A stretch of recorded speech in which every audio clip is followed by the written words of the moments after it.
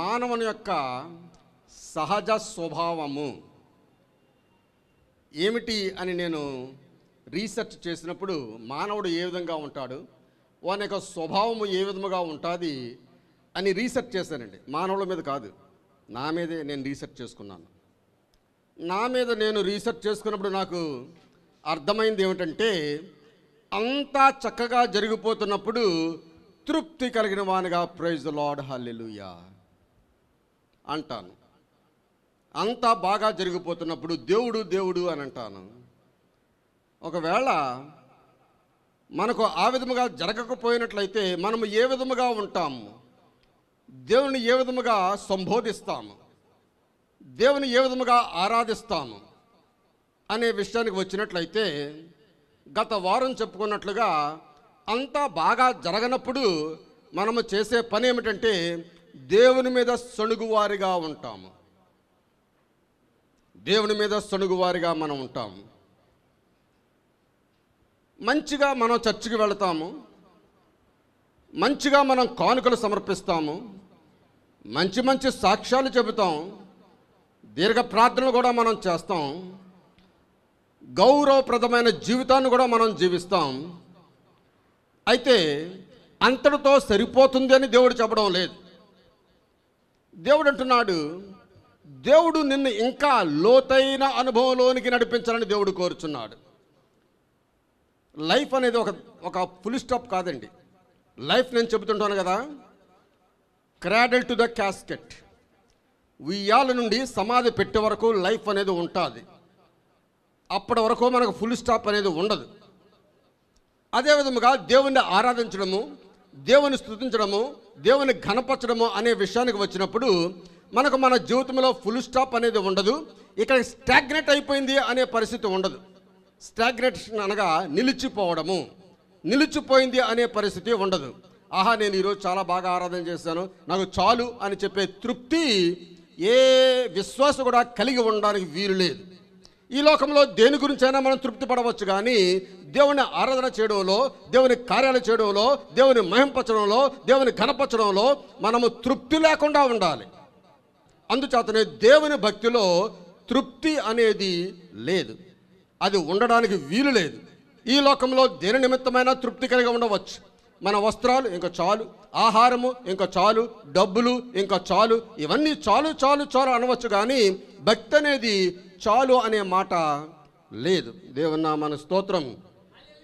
అయితే ఇక్కడ బాగానే ఉన్నది, ఇక్కడ సరిపోయింది, దేవుడు నన్ను ఆశీర్వదించేశాడు అని అనుకునేటప్పటికీ మనము దేవుని స్తుతించడం ఎప్పుడైతే మానేస్తామో, నిర్లప్తలోనికి ఎప్పుడైతే వెళ్ళిపోతామో, అపోస్టసీలోనికి ఎప్పుడైతే వెళ్ళిపోతామో, అప్పుడు దేవుడు మరలా మేల్కొని నిన్ను మరలా ఒక అనుభవంలోనికి తీసుకుని వస్తాడు. ఆ అనుభవం ఏమి తీయగా ఉండదండి. ఆ అనుభవం ఏమి తీయగా ఉండదు. చేదు అనుభవం వద్దకు తీసుకొని వస్తాడు. ఇజ్రాయేల్ ప్రజలను విడుదల చేశాడు, ఎర్ర సముద్రం దాటించాడు. ఎక్కడ తీసుకుని వచ్చాడు? చేదు అనుభవం దగ్గర తీసుకుని వచ్చాడు. దేవుని నామమునకు స్తోత్రం. మారా అనే జలం ఎదుగు తీసుకుని వచ్చినప్పుడు వారి యొక్క యాటిట్యూడ్ బయటపడింది, వారి యొక్క స్థితి బయటపడింది, దేవుని పట్ల వారు ఏ విధముగా ఉన్నారు అనేది అక్కడ బయటపడింది. 15వ అధ్యాయం 22వ వచనం చదువుకుందారే. మోషే ఎర్ర సముద్రము నుండి జనులను సాగజేయగా వారు షూరు అరణ్యములోనికి వెళ్ళి దానిలో 3 దినములు నడిచిరి. అచ్చట వారికి నీళ్లు దొరకలేదు. అంతలో వారు మారాకు చేరిరి. మారా నీళ్లు చేదైనవి గనుక వారు ఆ నీళ్లు త్రాగలేకపోయిరి. అందువలన దానికి మారా అను పేరు కలిగెను. ప్రజలు మేమేమి త్రాగుదామని మోషే మీద సణుగు కొనగా అతడు యెహోవాకు మొర్రపెట్టెను. అంతటా యెహోవా అతనికి ఒక చెట్టును చూపెను.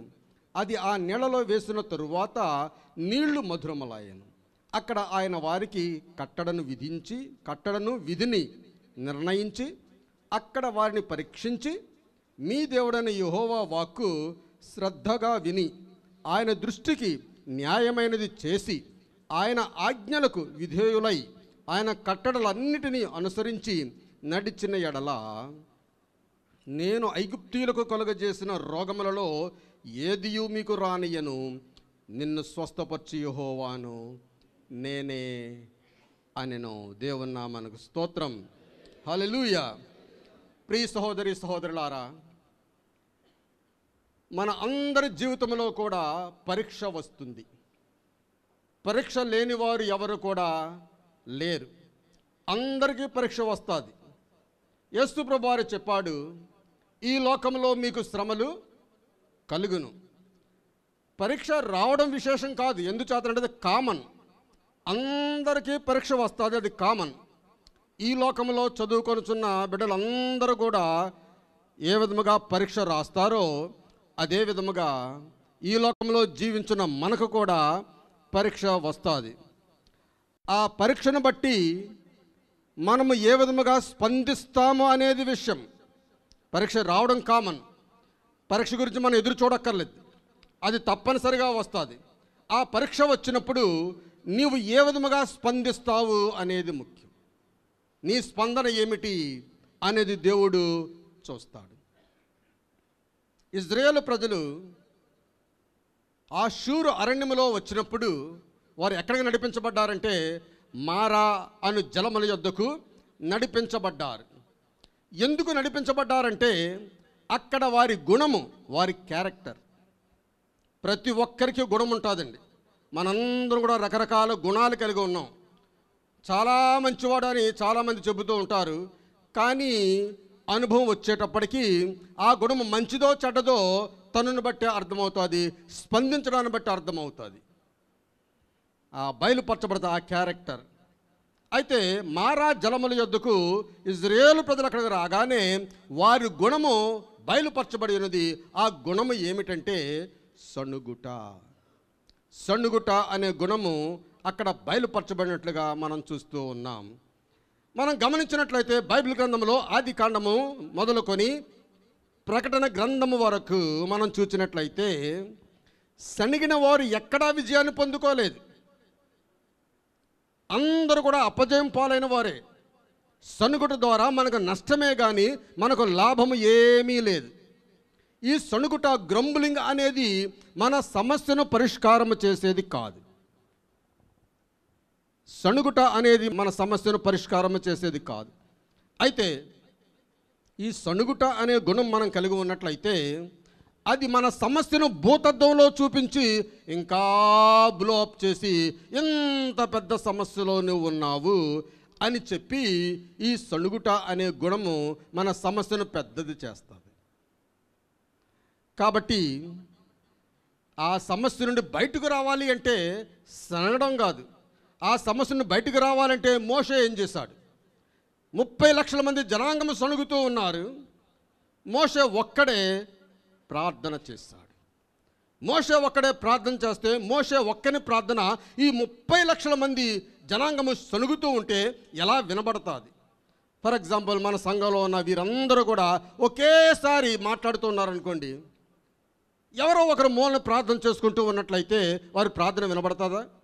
ఎందుకంటే వీళ్ళు మాటలన్నీ కూడా ఎక్కువైపోతాయి, వారి ప్రార్థన వినబడదు. అయితే దేవుడు హృదయాలు పరీక్ష చేయవాడు. దేవుడు హృదయాన్ని పరీక్ష చేయవాడు. దేవుడు నువ్వు ప్రార్థన చేస్తూ ఉంటావు, నీ హృదయాన్ని ఆయన పరీక్ష చేస్తాడు.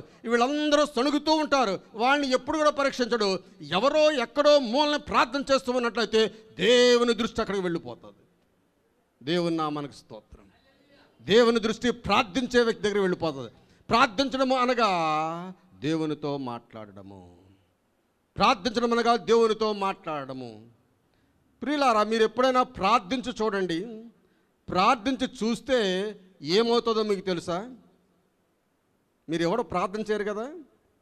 ప్రార్థించి చూసినట్లయితే ఏమవుతుంది? ప్రార్థిస్తే నాకు ఏమొస్తుంది అని చాలామంది అనుకుంటారు కదా. ప్రార్థిస్తే నీలో ఉన్న గర్వం తగ్గిపోతుంది, నీలో ఉన్న సణిగే గుణం తగ్గిపోతుంది, నీలో ఉన్న దేవునికి ఇష్టము కాని గుణం తగ్గిపోతుంది, అన్ఫెయిత్ఫుల్నెస్, అవిశ్వాసము తగ్గిపోతుంది. ప్రార్థన చేసినప్పుడు ప్రార్థన చేసి చూడండి, అవన్నీ తగ్గుతున్నాయా లేదా మీకే అర్థమైపోతుంది. ప్రార్థన చేస్తే ఆ విధమైన కార్యాలు మన జీవితంలో జరుగుతుంది. అదే మనకు లాభం. ప్రార్థనలో లాభం ఏమిటండి? నేను అనే గర్వం తగ్గిపోద్ది, మనలో ఉన్న అసూయ తగ్గిపోద్ది, మనలో ఉన్న పగ తగ్గిపోద్ది, మనలో ఉన్న ద్వేషం తగ్గిపోద్ది, మనలో ఉన్న ఈర్ష్య తగ్గిపోద్ది. ఇదంతా కూడా తగ్గిపోద్ది. అదే లాభం ప్రార్థన చేస్తే. నిజంగా ప్రార్థన చేస్తే ఇవన్నీ తగ్గిపోతాయి. అవన్నీ కూడా నేను పర్సనల్గా, వ్యక్తిగతంగా నేను అనుభవించి నేను చెబుతున్నాను. ప్రార్థన చేయడంలో గొప్ప విశేషమైన రిజల్ట్స్ ఉన్నాయి. దేవుని నామమునకు స్తోత్రం. మనకు ప్రెషర్ వచ్చినప్పుడు, మనకు ఒత్తిడి వస్తుంది కదండి. ఒత్తిడి వచ్చినప్పుడు మనం ఏం చేస్తామంటే సనగడం ప్రారంభిస్తాం, ఒకళ్ళ మీద బ్లేమ్ చేయడం ప్రారంభిస్తాం. ఒత్తిడి వచ్చినప్పుడు, ఒత్తిడి రానంతకాలం కూడా బాగానే ఉంటాం. ఒత్తిడి వచ్చినప్పుడు ఒకళ్ళ మీద సనగడం ప్రారంభిస్తూ ఉంటాం. అదేవిధంగా ఒత్తిడి వచ్చింది ఇశ్రాయేలు ప్రజలకు. మంచినీళ్ళు దొరకలేదు, అక్కడికి వెళ్ళారు కానీ అక్కడ చేదు జలాలు ఎదురయ్యాయి. ఒత్తిడి వచ్చింది, నీళ్లు లేక వారు బాధపడిపోతున్నారు. ఆ ఎండలో, ఆ మట్టిలో, ఆ ధూళిలో వారందరూ కూడా తిరుగుచు దాహమునకు నీళ్లు కావాలని వారు అరుస్తూ, వారు ఒత్తిడి వచ్చినప్పుడు వారు ఏం చేశారంటే దేవుని అడగకుండా మోషే మీద, దేవుని మీద సనగడం ప్రారంభించినట్లుగా మనం చూస్తూ ఉన్నాం. దేవుని నామమునకు స్తోత్రం. హల్లెలూయా. ఆ సనుగుట అనే గుణము మనలో ఉన్నది అనుకున్నట్లయితే మనం సరి చేసుకోవడానికి మనం ప్రయత్నం చేయాలి.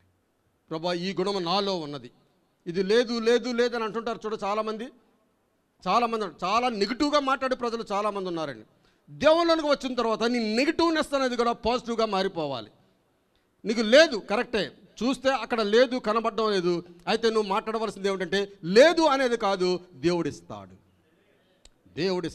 గాడ్ విల్ ప్రొవైడ్, దేవుడిస్తాడు అని నమ్మకం కలిగి విశ్వాసంతో మనం ముందుకు సాగువారుగా ఉండాలి. ఆ రకమైన గుణము మనము కలిగి ఉన్నామని దేవునికి తెలుసు. మనలో పాపం ఉన్నదని దేవునికి తెలుసు. ఆదాము ఎక్కడ ఉన్నాడో దేవునికి తెలుసు. అయినప్పటికీ అడుగుతున్నాడు, ఎక్కడ ఉన్నావు? మన హృదయం దేవునికి తెలుసు. ఆయన అంటున్నాడు, నువ్వు పరీక్ష చేసుకో అంటున్నాడు. నిన్ను నువ్వు పరీక్ష చేసుకొని అంటున్నాడు. మన హృదయం దేవునికి తెలియదా? సమస్తము చూచుచున్న దేవుడు. ఆయన కళ్ళు ఎక్స్రే కళ్ళు లాంటివండి. ఆయనకు స్పష్టముగా సమస్తము చూచున్న దేవుడు. ఆయన కనబడిన సృష్టము లేదంటే ఈ లోకములో సమస్తము కూడా చూస్తున్నాడు. అదేవిధముగా నీ హృదయాన్ని ఆయన చూచుచూ ఉన్నాడు. నీ హృదయాన్ని కూడా ఆయన చూస్తూ ఉన్నాడు. కాబట్టి నీ హృదయంలో ఉన్న ఈ గుణము ఉన్నదని దేవునికి తెలుసు. అయితే అది బయటపడాలనే దేవుడు ఆ మారా జలాల యొద్దకు నిన్ను నడిపించాడు. నీ గుణము బయటపడాలనే దేవుడు ఆ చేదు అనుభవం దగ్గరకు దేవుడు నిన్ను నడిపిస్తూ ఉన్నాడు. దేవుని నామమునకు స్తోత్రం. మనలో ఉన్న చేదు గుణం బయటపడాలంటే దేవుడు ఆ మారా జలాల యొద్దకు మనల్ని నడిపించాలి. దేవుడే నడిపిస్తాడు, మనం నడవం. మోషే నడిపించలేదు, దేవుడే వారిని అక్కడకు తీసుకొని వచ్చాడు. నీ లోపల ఉన్నవాడు బయటికి ఎప్పుడు వస్తాడంటే అటువంటి ప్రెషర్ పాయింట్స్, ఒత్తిడికి లొంగే పరిస్థితి వచ్చినప్పుడు నీలో ఉన్నవాడు బయటకు వస్తాడు. అంతవరకు కూడా కాముగా చాలా అందంగా ఉంటారు, చాలా మంచివాడు, మంచి డ్రెస్ వేసుకుంటాడు, బాగా బోధ చేస్తాడు. కానీ సమయం వచ్చినప్పుడు ఆ క్యారెక్టర్ నీలోంచి బయటకు వస్తుంది, నాలోంచి బయటకు వస్తుంది. ఆ క్యారెక్టర్ బయటకు రావాలని దేవుడు ఈ ప్రెషర్ కలుగు చేస్తాడండి. గత వారం చెప్పాను కదా, ప్రెషర్ కుక్కర్. మనం పొయ్యి మీద ప్రెషర్ కుక్కర్ పెడతాం. ఆ టైం అయ్యేపటికి ప్రెషర్ ఎక్కువైపోయిన తర్వాత అది గ్రంబులింగ్ చేయడం మొదలెడుతుంది, అది సనగడం మొదలెడుతుంది. ఆ సనుగుడే సౌండ్ వస్తుంది, అదే సనుగుట. Pressure cooker సనుగుతుంటుంది. అదే మనం కూడా ప్రెషర్ కుక్కర్ ప్రెషర్ అయిపోతున్నట్లయితే మనలోంచి మాటలు, సొనిగే మాటలు మనలోంచి బయటకు వస్తాయి. దేవుని నామమునకు స్తోత్రం. హల్లెలూయా. అయితే ఇక్కడ ఇంకో విషయం మీరు గమనించాలి. ఈ సణిగే మాటలు, దేవునికి వ్యతిరేకమైన మాటలు, ఒకళ్ళ మీద బాధపడే మాటలు, ఒకళ్ళకి ఇబ్బంది కలిగించే మాటలు, ఒకళ్ళ మీద బ్లేమ్ చేసే మాటలు మనలోంచి ఎప్పుడు వస్తాయంటే మనము విశ్వాసములో తక్కువగా ఉన్నప్పుడు. విశ్వాసములో తక్కువగా ఉన్నప్పుడు ఈ రకమైన గుణము బయటపడుతుంది. మోషే విశ్వాసంలో తక్కువగా లేడు. ఎందుచేతంటే మోషేను దేవుడు నియమించాడు విడుదలకు నాయకునిగా మోషేని నియమించాడు. మోషే దేవుని నమ్ముకున్నాడు, మోషే దేవుని మీద ఆధారపడ్డాడు, మోషే దేవుని మాట మీద ఆధారపడ్డాడు, దేవుని మాట నిలబెట్టుకున్నవాడని మోషే నమ్మాడు. కాబట్టి మోషే అవిశ్వాసములో లేడు. 30 లక్షల మంది ఇజ్రాయేల్ ప్రజలందరూ కూడా అవిశ్వాసంలో ఉండి దేవుని మీద సణిగినట్లుగా మనం చూస్తున్నాం, మోషే మీద సణిగినట్లుగా మనం చూస్తున్నాం. అయితే మోషే ఒక్కడే విశ్వాసము కలిగి దేవునికి మొర్ర పెట్టాడు. మొర్ర పెట్టడం అంటే క్రయింగ్ అంటు గాడ్. దేవుని దగ్గర ఏడ్చాడు, కన్నీరు కార్చాడు, అరిచాడు. అయ్యో దేవా, అయ్యో ప్రభువా, యెహోవా, మేము నీళ్లు లేకుండా చనిపోతున్నామయ్యా, మాకు నీళ్లు దయచే ప్రభువా అని మోషే దేవునికి అరిచాడు, మొర్ర పెట్టాడు. దేవుని నామానికి స్తోత్రం. హల్లెలూయా. కాబట్టి ఇజ్రాయేల్ ప్రజలు మారా వరకే గాక ఇంకా ఎంతో దూరం ప్రయాణం చేయవలసింది. ఇంకెన్నిసార్లు వారు సణుగుతారో దేవునికి తెలుసు. అందుచేతనే వారు సణిగినంత కాలం కూడా వారు దేవుని యొక్క కృపలో లేరు. వారు దేవుని యొక్క వాగ్దాన దేశాన్ని వారు చేరుకోలేకపోయారు. వారందరూ కూడా ఎడారిలోనే, అరణ్యంలోనే మరణించినట్లుగా కూడా మనం చూస్తూ ఉన్నాం. ఎందుచేత? అవిశ్వాసము. సణుగుట అవిశ్వాసాన్ని బట్టి వస్తుంది. ఆ సణుగును బట్టి వారు ఆ వాగ్దాన దేశంలో వారు ప్రవేశించలేదు. దేవుని నామానికి స్తోత్రం. హల్లెలూయా. మీ విశ్వాసమునకు కలుగు పరీక్ష ఓర్పును పుట్టించునని ఎరిగి. మన విశ్వాసం ఉన్నది, మన దేవుడిచ్చిన విశ్వాసం ఉన్నది కదండి. ఆ విశ్వాసానికి పరీక్ష వస్తుంది. ఆ పరీక్ష మనకు ఓర్పు పుట్టిస్తుంది. ఓర్పు పుట్టించునని ఎరిగి మనము దేవుని ఎడల నిరీక్షణ కలిగిన వారముగా, సంపూర్ణులుగా, అనునాంగులుగా, ఏ విషయంలోనూ కుదువలేని వారై ఉండునట్లు ఓర్పు తన క్రియలను కొనసాగనీయుడి. ఓర్పు తన క్రియలను కొనసాగనీయుడి. ప్రెషర్ వచ్చిందనుకోండి, ప్రెషర్ వచ్చినప్పుడు మనం సడకుండా let patience do his work. ఆ ఓర్పు తన కొనసాగనివ్వండి అని చెప్పి మనం కనిపెట్టుకొని ఉన్నట్లయితే దేవుడు ఆ కనిపెట్టుకునే హృదయాన్ని చూచి ఆయన మన సమస్య నుండి విడుదల చేయవాడై ఉన్నాడు. ఎందుచేతనంటే నువ్వు ఓర్మి కలవారవై ఉన్నావు. సమస్య వచ్చినప్పుడు, ప్రెషర్ వచ్చినప్పుడు నువ్వు ఓర్మి కలిగిన వానిగా ఉన్నావు కాబట్టి దేవుడు అది చూస్తాడు. ఆ సమస్యలో, ఆ ప్రెషర్లో నీ స్పందన ఏమిటి? నీ స్పందన దేవుడు చూచి నీ పరీక్ష నుండి దేవుడు విడుదల చేయడానికి దగ్గరగా ఉంటాడు. దేవుని నామమునకు స్తోత్రం. హల్లెలూయా. ప్రియులారా, వన్ ఎసెన్షియల్ ఎలిమెంట్ క్రిస్టియానిటీలో ఒక ముఖ్యమైన సంఘటన ఏమిటంటే, ముఖ్యమైన విషయం ఏమిటంటే, ఇంగ్లీష్లో అంటారు పర్సిఫీరియన్స్, అనగా పట్టుదల. పట్టుదల. నెక్స్ట్ ఓరిమి. పట్టుదల, ఓరిమి మనం కలిగిన వారుగా ఉండాలి. క్రీస్తుని అంగీకరించిన మనము, క్రీస్తులో నడుచున్న మనము, ఎదుగుచున్న మనము, మన జీవితంలో కావాల్సింది ఏమిటంటే ఓరిమి. నెక్స్ట్ పట్టుదల. He can do anything. ఆయన ఏ కార్యమైనా చేయగలడు. ఆయనకు అసాధ్యమైనది ఏమీ లేదు అని మనము గట్టిగా పట్టుకుని వారుగా ఉండాలని హెబ్రీ భక్తుడు రాసిన పత్రికలో అంటాడు. గట్టిగా మనం పట్టుకొని ఉండాలి. దేవుని నామమునకు స్తోత్రం.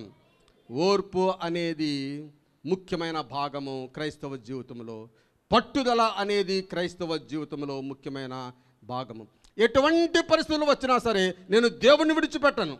చెప్పండి, ఎటువంటి పరిస్థితుల్లోనైనా నేను నా దేవునిని విడిచిపెట్టను. హల్లెలూయా, హల్లెలూయా, హల్లెలూయా. ప్రియులారా, ఆ ఓర్పు సంపాదించే వరకు, దేవునిలో ఓర్పు సంపాదించే వరకు దేవునిలో గమ్యాలు మనం చేరలేం.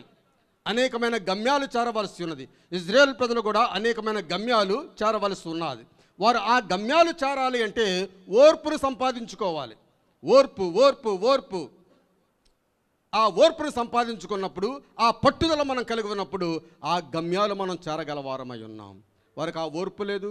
సనగడం, ప్రతి చోట కూడా సనగడం ప్రారంభించారు. అందుచేతనే వారు వాగ్దాన దేశంలో ప్రవేశించలేకపోయారు అంటున్నాడు.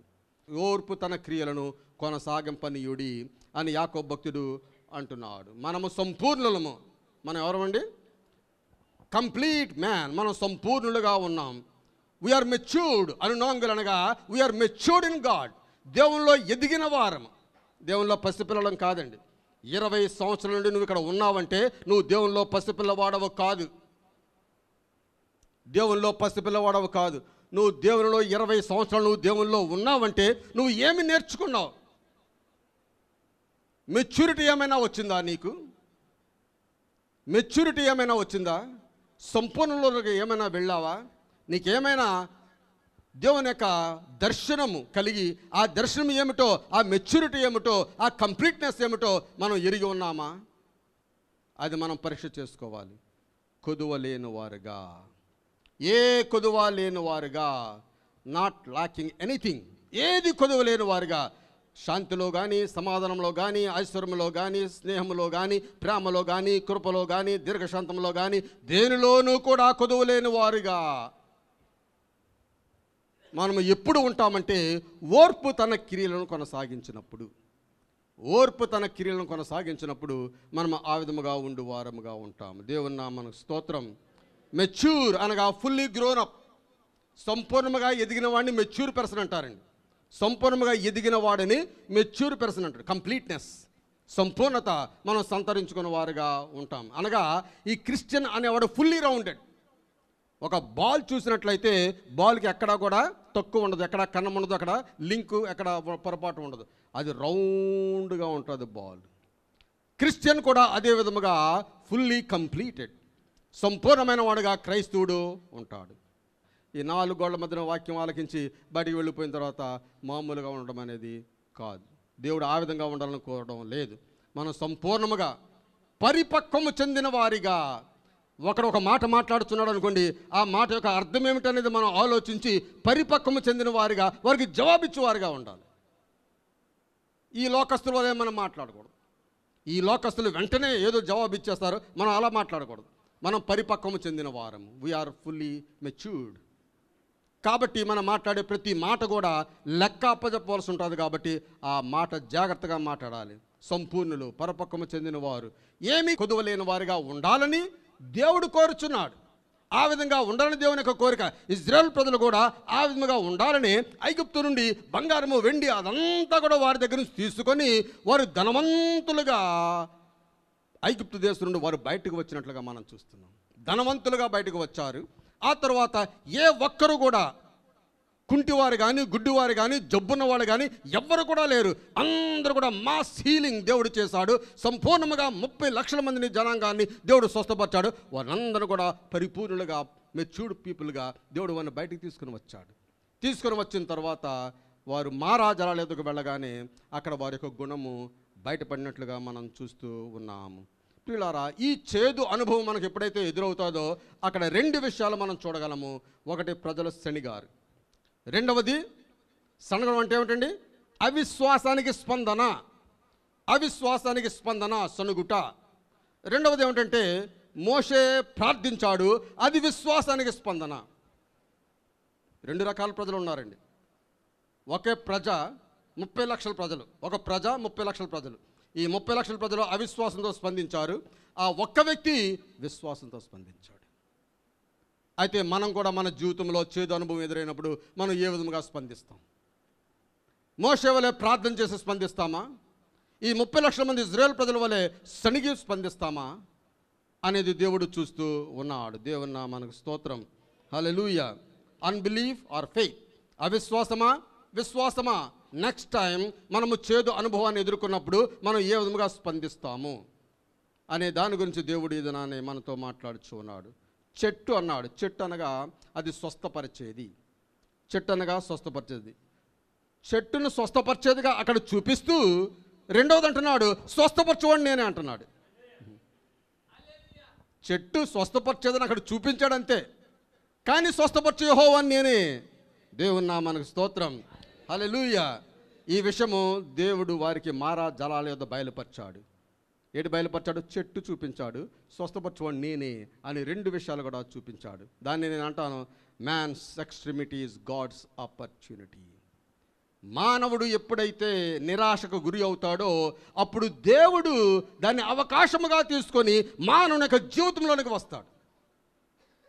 నిరాశకు గురి అయినప్పుడు, ఇంకా పడిపోయే స్థితిలో ఉన్నప్పుడు, ఇంకా నాశనము కాబోయే స్థితిలో ఉన్నప్పుడు దేవుడు మన చెయ్యి పట్టుకొని లాగువాడై ఉన్నాడు. చెయ్యి పట్టుకొని లాగి బయటికి తీసుకొని వస్తాడు. God will take that chance. ఆయన అవకాశాన్ని ఉపయోగించుకొని వాడై ఉన్నాడు. ఈ నిరాశ అనేది ప్రతి మానవుడు ఎదుర్కొనే సమస్యనండి. పాస్టర్ గారు మీరెంత గొప్ప బోధ చేస్తారు, మీరు ఎప్పుడు నిరాశపడలేదు అన్నట్లయితే, నిరాశ అనేది ప్రతిరోజు మన జీవితంలో ఎదురు చూస్తూనే ఉంటుంది, మనకు వస్తూనే ఉంటుంది. అది పాస్టర్ కావచ్చు, డాక్టర్ కావచ్చు, యాక్టర్ కావచ్చు, ఎవరికైనా వచ్చేదే నిరాశ అనేది. అయితే నిరాశ వచ్చినప్పుడు ఏ విధంగా స్పందిస్తాం? ఏ విధమైన స్పందన మనం కలిగిన వారుగా ఉంటాం?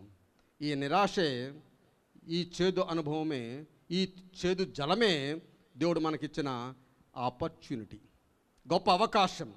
ఆ అవకాశాన్ని బట్టి దేవుని ప్రార్థించే అవకాశం. అంబట్లో సాబా గారు చెప్పారు కదండి, ఈ రోడ్డు మీద దేవుని ఎరుగని ప్రజలు నడుస్తూ ఉన్నారంటే వాళ్ళు నీకు అవకాశం, నీకు ప్రార్థించే అవకాశం వారిచ్చారు నీకు. దేవుని నామమునకు స్తోత్రం.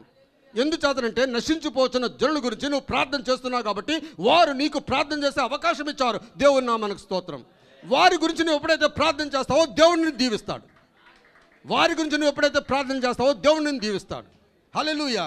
ప్రియ సహోదరి సహోదరులారా, మనందరూ కూడా శత్రువులు ఉంటారు కదా, లేరు ఉంటారు కదా, మనందరికీ శత్రువులు ఉంటారు. శత్రువులను మనం ఏం చేయాలంటే శత్రువు గురించి మనం ప్రార్థన చేసినప్పుడు దేవుడు మనల్ని దీవిస్తాడు. మనకు దీవెనలు రావాలంటే ఒకటే మార్గము, మన శత్రువు గురించి ప్రార్థన చేయాలి.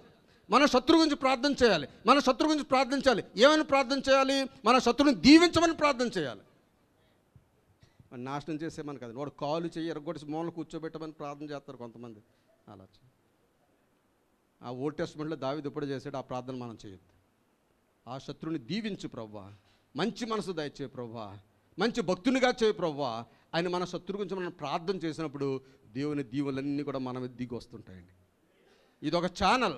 దేవుని దీవెనలు మన మీద దిగి రావాలంటే మన శత్రువు గురించి మనం ప్రార్థన చేయాలి. మన శత్రువుని దేవుడు దీవించమని మనం ప్రార్థన చేయాలి. ప్రార్థన చేసినప్పుడు దేవుని యొక్క దీవెనలు మన మీదకు దిగి వస్తాయి. గొప్ప సూత్రం కదండి. నెగిటివ్ సూత్రం అనుకుంటారు. అది ఎలా జరుగుతుంది అనుకుంటారు. ఎలా జరుగుతుంది అనే ప్రశ్న నీది కాదు, దేవుడు చెప్పాడు, దేవుడు చేస్తాడు. అది దేవుని పని. దేవుని నామానికి స్తోత్రం. హల్లెలూయా. ప్రియులారా, ఇక్కడ మనం గమనించవలసిన విషయం ఏంటంటే దేవుడే నిన్ను ఆ అనుభవంలోనికి తీసుకుని వచ్చాడు. ఒక సమస్య వచ్చిందంటే దేవుని భక్తుడిగా ఉన్నావు, దేవుని కార్యాలు చేస్తున్నావు, అన్ని విషయాల్లో బాగానే ఉన్నావు, కానీ చేదు జలముల ఎద్దుకు వచ్చావు. ఆ చేదు జలం ఎద్దుకు వచ్చావు అనగా నువ్వు రాలేదు, చేదు జలం ఎద్దుకు దేవుడే నిన్ను తీసుకుని వచ్చాడు. నీ గుణాన్ని ఎక్స్పోజ్ చేయడానికి దేవుడే ఆ జలముల ఎద్దుకు నిన్ను నడిపించుకుంటూ వచ్చాడు. ప్రియులారా, ఏ సమస్య లేనప్పుడు అంతా బాగానే ఉన్నదనుకున్నప్పుడు మనం చాలా మంచి వాళ్ళ కింద అందరికి కనబడతాం. కానీ చేదు జలముల అనుభవము మనం కలిగి ఉన్నప్పుడు అది ఎప్పుడైతే ఎక్స్పోజ్ అవుతుందో, ఎక్స్పోజ్ అయినప్పుడు మన స్పందన ఏ విధంగా ఉంటుందో ఆ స్పందనను బట్టి దేవుడు మన యొక్క క్యారెక్టర్ గమనించువాడై ఉన్నాడు. దేవుడు అంటున్నాడు, కీడు వెనుక మేలు దాచి ఉంచాడు.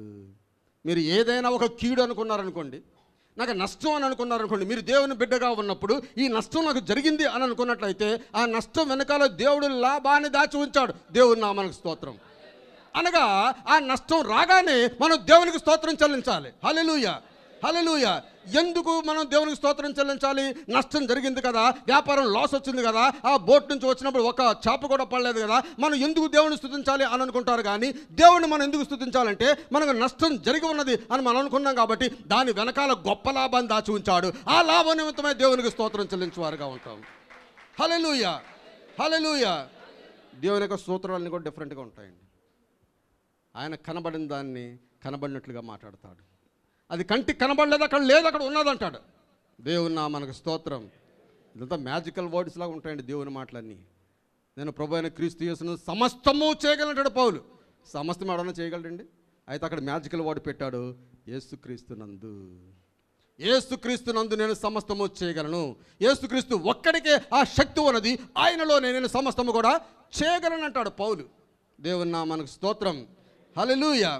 కాబట్టి ప్రియులారా, మనం ఈ చేదు జలాలలో లేకపోతే ఒక నెగిటివ్ యాటిట్యూడ్, నెగిటివ్ కార్యాలు మన జీవితంలో జరుగుతున్నప్పుడు మన క్యారెక్టర్ బయటపడే సమయంలో మనం ఆ క్యారెక్టర్ బయటపడినప్పుడు ఆ క్యారెక్టర్ మనం ఒకసారి చూసుకొని ఇది దేవునికి మెచ్చే క్యారెక్టర్ కాదు, దేవుడు ఇష్టపడే క్యారెక్టర్ కాదు, కాబట్టి ఈ క్యారెక్టర్ నేను దేవుని చేతిలో పెట్టేస్తాను.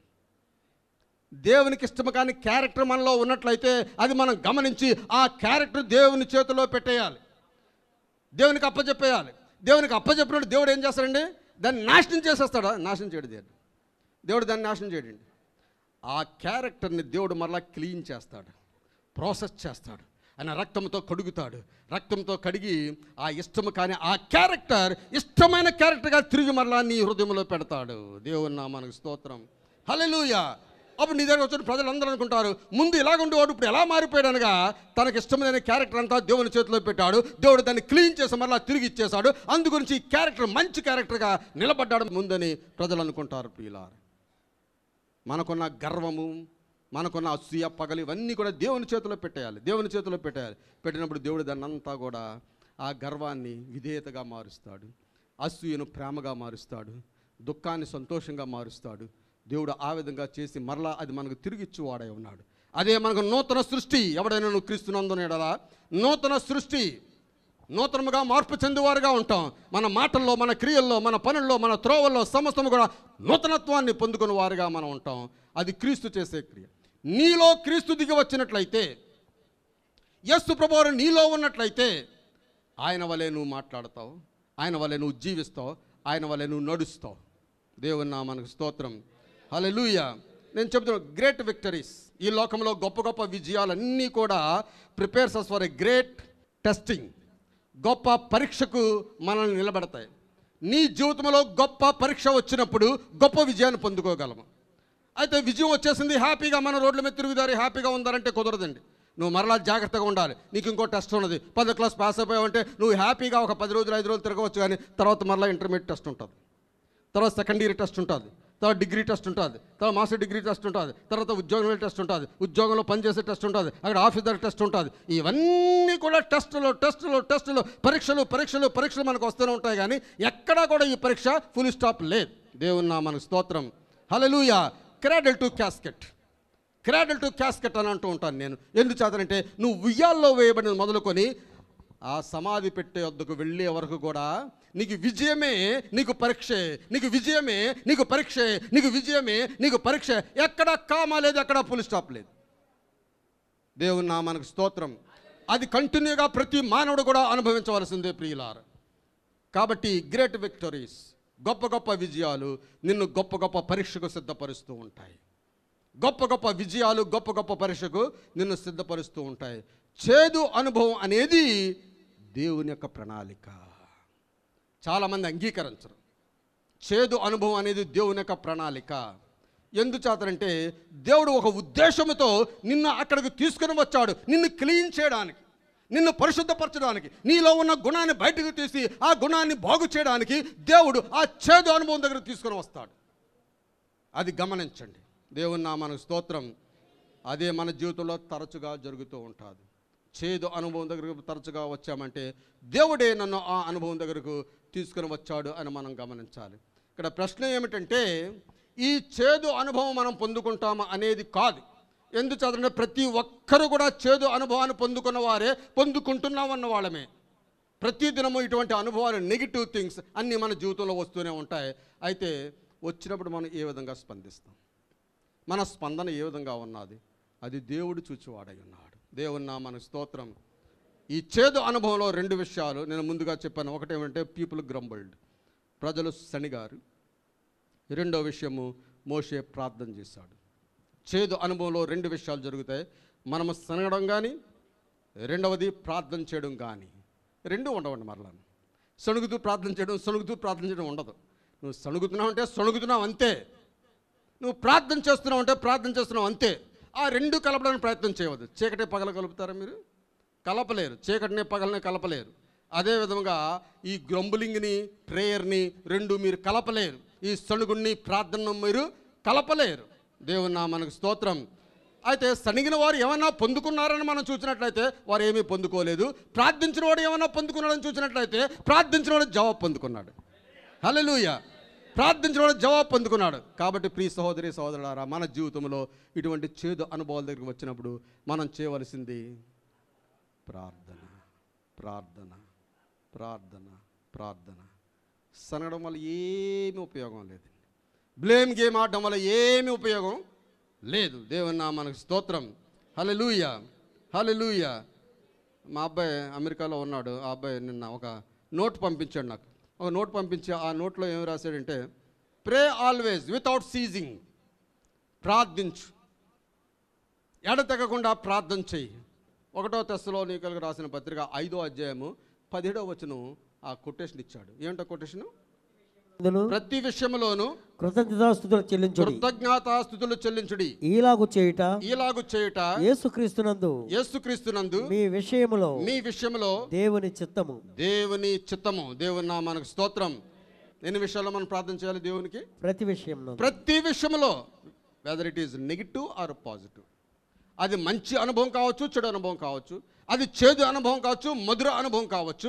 ప్రతి విషయంలో కూడా దేవునికి కృతజ్ఞతాస్తుతులు చెల్లించండి, ప్రార్థన చేయండి, విసుగుగా ప్రార్థన చేయమని రాశాడు. ప్రియులారా, ఒక యవనస్తుడు ఆ విధంగా రాయడం అనేది ఈ రోజుల్లో చాలా హాస్యాస్పదం. యవనస్తుల యొక్క రాతలు వేరేగా ఉంటాయి, యవనస్తుల బొమ్మలు వేరేగా ఉంటాయి, యవనస్తుల యొక్క లాంగ్వేజ్ వేరేగా ఉంటుంది.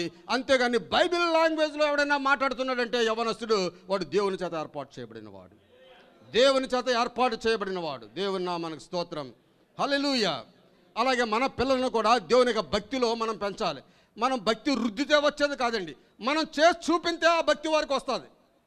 నువ్వు రుద్దితే రాదు భక్తి. చదువు అయితే రుద్దితే రావచ్చు, ఇచ్చి రాయి అంటారు, అలా రాస్తే వస్తుంది చదువు. భక్తి అంటే రుద్దితే వచ్చేది కాదు, భక్తి నువ్వు చూపిస్తే వచ్చేది. నీవు క్రియారూపంగా నీ భక్తి నీవు చూపించాలి. నువ్వు ఎటువంటి భక్తుడివో, ఎటువంటి అవునంటే అవును కాదంటే కాదన్న మాట కలిగిన వాడవో, దేవుని మీద విశ్వాసం కలిగిన వాడవో, నీవు నీ కుటుంబానికి, నీ బిడ్డలకు, నీ భార్యకు నీ భక్తి నువ్వు చూపించాలి. చూపించినప్పుడు వారు నేర్చుకుంటారు. భక్తి అనేది రుద్దితే వచ్చేది కాదు, చూపిస్తే వచ్చేది. భక్తి మనం చూపించాలి, బాహాటంగా మనం భక్తిని చూపించాలి. అప్పుడు మన బిడ్డలు నేర్చుకుంటారు. దేవుని నామానికి స్తోత్రం. హీలింగ్ ట్రీ, స్వస్థపరిచే చెట్టు గురించి మనం మాట్లాడుతున్నాం. ఆ చేదు జలముల ఎదుకు దేవుడు బయలుపరిచిన ప్రకటన ఏమిటంటే, ఆయన అంటున్నాడు, ఈ ప్రకటనలో 2 భాగాలు ఉన్నాయి. అందులో మొదటి భాగం ఏమిటంటే స్వస్థపరిచేది చెట్టు అన్నాడు. రెండవ భాగం ఏమిటంటే స్వస్థపరిచేవాడు దేవుడే. స్వస్థపరిచేది చెట్టు అన్నాడు, రెండో భాగము స్వస్థపరచువాడు దేవుడే. అతడు యెహోవాకు మొర్ర పెట్టెను, మోషే యెహోవాకు మొర్ర పెట్టెను. అంతటి యెహోవా అతనికి ఒక చెట్టును చూపెను, అది ఆ నీళ్ళలో వేసిన తరువాత నీళ్లు మధురములు అయ్యను. చేదు నీళ్ళకు పరిష్కారం ఎక్కడ ఉన్నదండి? చేదు నీళ్ళకు పరిష్కారం ఎక్కడ ఉన్నది? దేవుడు చూపించిన పరిష్కారం ఏమిటి? చెట్టు. దేవుని నామానికి స్తోత్రం, హల్లెలూయా. అయితే ఈ చెట్టు గురించి మనం బైబిల్ గ్రంథంలో చూసినట్లయితే అతి ప్రాముఖ్యమైన విషయాలు మనం చూడగలవారమై ఉన్నాం. 2400 సంవత్సరాలకు పూర్వము మరి ఒక చెట్టు చూపుతున్నది. ఆ చెట్టే the cross of Jesus Christ, యేసుక్రీస్తు వారి యొక్క సిలువ చెట్టు. దేవుని నామానికి స్తోత్రం. బైబిల్ గ్రంథంలో మీరు ఎక్కడ చదివినా చెట్టు అని వచ్చిందనుకోండి, సిలువను గుర్తు చేసుకోండి. ఆ సిలువ చెక్కతో చేయబడినది కాబట్టి సిలువ. చెట్టు అనగా సిలువ. దేవుని నామానికి స్తోత్రం. ఆ చెట్టు అనగా ఇక్కడ పచ్చగా ఉండేది, అది ఎదిగేది, అది జీవించినది అని అర్థం. చెట్టు అంటే జీవించేది అని అర్థం. అయితే ఇక్కడ నరకవేయబడిన చెట్టు అంటున్నాడు, నరికి దానిలో వేయమన్నాడు. నరికి వేయబడినప్పుడు కూడా దాన్ని చెట్టు అని పిలుస్తున్నాడు. జీవించే గుణం ఉన్నది నరికి వేయబడిన చెట్టుకు, జీవించే గుణం ఉన్నది, పచ్చగా ఉండే గుణం ఉన్నది, ఎదిగే గుణము ఉన్నది, జీవించే గుణం ఉన్నట్లుగా దేవుడు మాట్లాడుచున్నాడు. దేవుని లాంగ్వేజ్ వేరండి, మన లాంగ్వేజ్ వేరు. ద్వితీయోపదేశకాండం 21వ అధ్యాయము 22-23 వచనాలు. మరణశిక్షకు తగిన పాపం ఒకడు చేయగా అతను చంపి మ్రాను మీద వేలాడదీసిన ఎడల అతని శవము రాత్రి వేళ ఆ మ్రాను మీద నిలవకూడదు. వేలాడదీయబడిన వాడు దేవునికి శాపగ్రస్తుడు గనుక నీ దేవుడని యెహోవా స్వాస్థ్యముగా నీకిచ్చుచున్న దేశమును నీవు అపవిత్రపరచకుండునట్లు అగత్యముగా ఆ దినమున వానిని పాతిపెట్టవలెను. ఇక్కడ చెట్టు మీద చనిపోయిన వాడు చెట్టు ఉపయోగించేవారు. తప్పు చేసిన వాడికి శిక్ష చెట్టే. చనిపోయిన వాడు చెట్టుకు విరాళదీసి చంపేవారు, బ్రతికున్న వాడిని కూడా చెట్టుకు విరాళదీసి చంపేవారు. దేవుని నామానికి స్తోత్రం. ఎందుచేతనంటే యేసు ప్రభువు సిలువలో మరణించిన తరువాత యోధా మత నాయకులు కూడా అక్కడ పిలాతు దగ్గరకు వచ్చి యేసు శరీరాన్ని అమ్మని అడిగారు. ఎందుకు అమ్మని అడిగారు అనగా, ఈవినింగ్ అయిపోతుంది, సాయంకాలం అయిపోతుంది, సాయంకాలం వరకు ఈ బాడీ చెట్టు మీద ఉన్నట్లయితే ఈ సిటీకి అంతటి కూడా శాపగ్రస్తమైనదిగా మారుతుంది కాబట్టి దాన్ని దింపివేయాలని వారు అడిగినట్లుగా మనం చూస్తూ ఉన్నాం. ఆ సిలువ నుంచి వారు దింపివేసినట్లుగా మనం చూస్తున్నాం. ప్రియులారా, దేవుని నామమున స్తోత్రం, హల్లెలూయా. గలతీయులకు రాసిన పత్రిక 3వ అధ్యాయము 13వ వచనం చూసినట్లయితే, ఆత్మను గూర్చిన వాగ్దానము విశ్వాసము వలన మనకు లభించినట్లు అబ్రహాము పొందిన ఆశీర్వచనము క్రీస్తు యేసు ద్వారా అన్యజనులకు కలుగుటకై క్రీస్తు మన కోసము శాపమై మనలను ధర్మశాస్త్రం యొక్క శాపము నుండి విమోచించెను. ఇందును గూర్చి మ్రాను మీద వేలాడిన ప్రతివాడును శాపగ్రస్తుడు అని వ్రాయబడి ఉన్నది. పాత నిబంధన గ్రంథంలో ద్వితీయోపదేశకాండంలో వ్రాయబడిన ఆమ్రానే, క్రొత్త నిబంధన గ్రంథంలో వచ్చేటప్పటికి సిలువ గురించి వ్రాయబడిన ఆమ్రానే శాపగ్రస్తమైనది అంటున్నాడు. దేవుని నామానికి స్తోత్రం, హల్లెలూయా. శాపము ఆశీర్వాదము. ఇక్కడ శాపము గురించి ఆశీర్వాదం గురించి ఇక్కడ మాట్లాడుచున్నాడు. దెర్ ఇస్ ఎన్ ఎక్స్చేంజ్, ఒక మార్పు జరిగింది. మార్పు. శాపము నువ్వు దుఃఖంతో ఉన్నావా, ఆ దుఃఖాన్ని తీసివేసి దేవుడు సంతోషాన్ని ఇచ్చేవాడై ఉన్నాడు. నీ పాపంతో ఉన్నావా, పాపాన్ని తీసివేసి ఆయన నిన్ను పరిశుద్ధునిగా చేయవాడై ఉన్నాడు. ఇదంతా ఎక్స్చేంజ్ అంతా కూడా క్రీస్తులోనే జరుగుతుంది. ఆ సిలువ మీద వేలాడిన క్రీస్తులోనే జరుగుతుంది. ఆయన శాపముగా సిలువలో వేలాడుచున్నాడు. ఆయన పాపియా?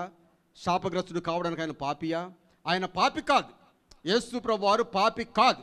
అనగా ఈ లోక పాపాలు మోసుకుని పోవు దేవుని గొర్రెపిల్ల అన్నాడు. కాబట్టి ఈ లోక పాపాలు అనగా నీ పాపము, నా పాపము, మనందరి పాపము ఆయన మీద వేసుకొని ఆయన సిలువలో శాపముగా మారి ఉన్నాడు. హల్లెలూయా. అదే ఎక్స్చేంజ్. నీ పాపాన్ని ఆయన తీసివేసుకొని నీ ఆశీర్వాదము ఆయన మనకిచ్చినాడు. చప్పటి దేవుని నామమున మేము పొందుదాం. హల్లెలూయా. ఎంత గొప్ప దేవుడు అండి మన దేవుడు, ఎంత గొప్ప దేవుడు. మనం ఎప్పుడు కూడా సంతోషంగా ఉండాలని, హ్యాపీగా ఉండాలని దేవుడు కోరుచు ఉన్నాడు. నీ కుమారుడు ఎప్పుడైనా అన్హ్యాపీగా ఉన్నట్లయితే నువ్వు ఒప్పుకుంటావా?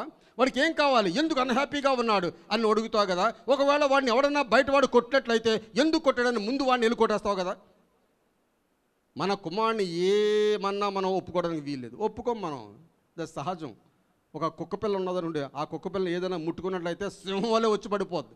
ఒక పంది పిల్లని ఎవరన్నా అన్నట్లయితే సింహం వల్లే వచ్చి పడిపోద్ది. అదేవిధంగా మానవులుగా ఉన్న మన బిడ్డలు ఎవరన్నా ఏమన్నా అన్నట్లయితే మనం సింహం వల్లే వెళ్ళి పడిపోవాలి. వాళ్ళు ఏ మాట కూడా అన్నవడానికి వీల్లేదు. అయితే మనమే అంత ప్రేమను చూపించేవారుగా ఉన్నట్లయితే మన పరలోకపు తండ్రి మనల్ని బట్టి ఇంకెంత ప్రేమ చూపించేవాడై ఉన్నాడు. సాతాను వచ్చి మనం మోసగించాలని చూసినప్పుడు దేవుని యొక్క హస్తము, దేవుని యొక్క నేత్రాలు మన మీద ఉండి సాతాను నశింపజేయనుగా ఉంటాయి. సాతాను బయటకు పారద్రోలుగా ఉంటాయి. సాతాను క్రియలు లక్ష్యం, దాని యొక్క లక్ష్యాన్ని ఛేదించువానిగా దేవుడు చేయవాడై ఉన్నాడు. దేవుడు ఎప్పుడు కూడా మనల్ని క్రిందకు నెట్టివేయేవాడు కాదు. మన బిడ్డలు మనం ఎంత ఇదిగా కాపాడుకుంటామో, ఎంత ఇష్టంగా చూసుకుంటామో, ఎంత భయభక్తులతో మనం చూస్తామో, అంతే భయభక్తులతో, అంతకన్నా ఎక్కువ భయభక్తులతో దేవుడు మనలను కాచి కాపాడువాడై ఉన్నాడు. ప్రియులారా, దేవునికున్న నేచరే మనకున్నది. దేవునికున్న స్వభావం ఏమిటండి? ప్రేమించే స్వభావము. అదే స్వభావాన్ని దేవుడు మనలో పెట్టాడు. మన బిడ్డలను ప్రేమించడానికి, మన అందరం ఒకరినొకరు ప్రేమించుకోవడానికి అదే స్వభావాన్ని దేవుడు మనలో పెట్టాడు. కానీ సాతాను వచ్చి ఆ స్వభావాన్ని పెర్వర్ట్ చేసి ఆ ప్రేమను స్వార్థంగా మార్చి, ప్రేమను అసూయగా మార్చి, ఆ ప్రేమను దుఃఖంగా మార్చి అది మనకు తిరిగి మరలా ఇవ్వాలని చూస్తున్నది. అయితే దేవుని బిడ్డలుగా మార్చబడిన మనము, దేవుడు మనకు ఎప్పుడు కూడా అటువంటి కార్యాన్ని సాతాను చేయకుండా అడ్డగించువాడై ఉన్నాడు. దేవుని మనకు స్తోత్రం. హల్లెలూయా. ఈ కార్యం అంతా కూడా ఎక్కడ జరిగింది అని మనం చూసినట్లయితే ఒక చెట్టు మీద లేక ఒక మ్రాను మీద ఈ ఎక్స్చేంజ్ జరిగిందండి. ఆయన సిలువలో వేలాడినప్పుడు ఈ భూలోకంలో ప్రజల యొక్క శాపం అంతా కూడా ఆ చెట్టు మీద వేలాడుతున్న యేసు ప్రభువారు తీసుకున్నాడు. యేసు ప్రభువారు తీసుకొని ఆయనకున్న ఆనందము, ఆయనకున్న సంతోషము, ఆయనకున్న ఆశీర్వాదాలు అన్నీ కూడా మానవాళికి ఇచ్చివేశాడు. ఆ ఎక్స్చేంజ్ అక్కడ చెట్టు మీద జరిగింది. నమ్మిన మనము దేవునికి స్తోత్రం చెల్లిందాం. హల్లెలూయా. పాపము నుండి ఆత్మీయ స్వస్థత. ఒకవేళ నువ్వు పాపంలో ఉన్నావా, ఆ పాపాన్ని యేసు తీసివేసుకొని ఆత్మీయంగా నిన్ను స్వస్థపరిచినాడు. ఒకవేళ నువ్వు రోగముతో ఉన్నావా, ఆ రోగాన్ని ఆయన తీసివేసుకొని భౌతికమైన స్వస్థత దేవుడికి ఇచ్చి ఉన్నాడు. అదే ఎక్స్చేంజ్, అదే మార్పిడి దేవుడు జరిగించినాడు. శాపము నుండి ఆశీర్వాదము. ఇదంతా కూడా ఒక చెట్టు ద్వారా జరిగింది. ఆ చెట్టు అక్కడ మారా జలముల యొద్ద కనబడింది. అదే చెట్టు మరలా నూతన గ్రంథంలో యేసు ప్రభువారి సిలువ మీద కనబడుతూ ఉన్నది. దేవుని నామమునకు స్తోత్రం. అదే సిలువ. ఆ సిలువ ద్వారా మాత్రమే మనము మార్పు చెందగల వారమే ఉంటాం. ఆ చెట్టును నీళ్లలో వేయడంతోనే ఆ చేదు జలములు మధుర జలములుగా మార్చబడి ఉన్నవి. ఆ సిలువ అనే చెట్టు నీ చేదు జీవితంలో వేయగానే దేవుడు నీ జీవితాన్ని మధుర జీవితముగా మార్పు చేయవాడై ఉన్నాడు. నీ చేదు జీవితాన్ని మధుర జీవితంగా మార్పు చేయవాడై ఉన్నాడు. అదే కాన్సెప్ట్. అక్కడ దేవుడు ఏ కాన్సెప్ట్ అయితే చూపించాడో నూతన బంధన గ్రంథంలో కూడా అదే కాన్సెప్ట్. సిలువ అనే చెట్టు నీ హృదయంలో నాటబడాలి. అప్పుడు చేదు జీవితము మధుర జీవితంగా మార్చబడుతుంది. దేవుడి మాటలు దీవించును గాక.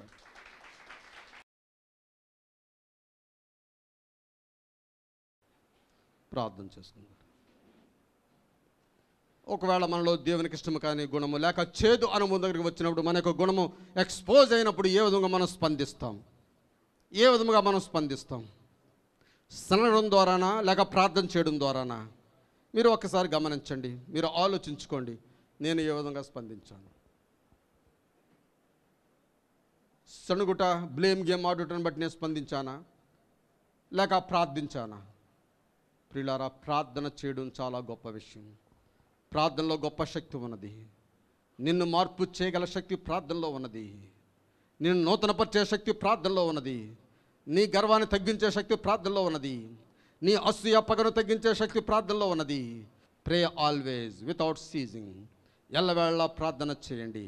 మోషే ప్రార్థన ఆలకించి ఇజ్రాయేల్ ప్రజలకు అక్కడ జవాబిచ్చి ఉన్నాడు. అయితే ఇజ్రాయేల్ ప్రజల యొక్క సణుగుడు ఆలకించడం ద్వారా దేవుడు వారిని పాలు తేనెలు ప్రవహించే దేశమైన, వాగ్దాన దేశమైన పాలస్తీనా దేశానికి వెళ్లకుండా దేవుడు మధ్యలోనే అడ్డగించినట్లుగా మనం చూస్తున్నాము. వారు మధ్యలోనే మరణించినట్లుగా మనం చూస్తూ ఉన్నాం. సణుగుటను బట్టి ఏ మంచి కార్యము వారికి జరగలేదు. అదే విధముగా మన జీవితంలో సణగడాన్ని బట్టి ఏ మంచి కార్యము మనకు జరగదు. ప్రార్థించడం ద్వారా మాత్రమే మన జీవితాలు మార్పు చెందుతాయి. మనలో ఆశీర్వాదాలు మనం పొందుకోగలము. దేవుడు మనకు జవాబిచ్చువాడై ఉన్నాడు. ప్రార్థన చేయడం బట్టి మాత్రమే. ప్రార్థన. పరిశుద్ధుడు సర్వాధికారి యేసు ప్రభువా, మీ అతి పరిశుద్ధ నామానికి వందనాలు, స్తోత్రాలు చెల్లించుకుంటున్నాం. ప్రభా, ఈ ఉదయ కాలంలో మీరు ఆ చెట్టును చూపించారు. ఆ చెట్టు నుండి స్వస్థత వచ్చున్నది. అనగా స్వస్థపరిచి యెహోవా నీవే అని మరి ఒకసారి నిరూపించుకొని ఉన్నావు. ఆ మారా జలముల యొద్దకు మీరు మమ్మల్ని తీసుకుని వచ్చి ఉన్నారు. చేదు అనుభవం దగ్గర తీసుకుని వచ్చి మా క్యారెక్టర్ ఎక్స్పోజ్ చేశారు. ప్రభా, అందుకై నీకు వందనాలు. లేకపోయినట్లయితే మేము ఇంకా అదే స్థితిలో నిలిచిపోయేవారమేమో. అది ఎక్స్పోజ్ కాకపోయినట్లయితే అదే పాపంలో నిలిచిండు వారమేమో. ఆ పాపంలో నిలిచిండడం నీకు ఇష్టం లేదు కాబట్టి మీరే ఎక్స్పోజ్ చేసినందుకు నీకు వందనాలు, స్తోత్రాలు. మీరు బయలుపరిచినందుకు నీకు వందనాలు, స్తోత్రాలు. మీరే సహాయం చేయండి, దీవించండి, ఆశీర్వదించండి.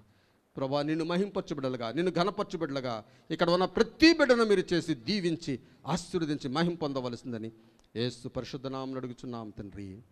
ఆమేన్. ఆమేన్.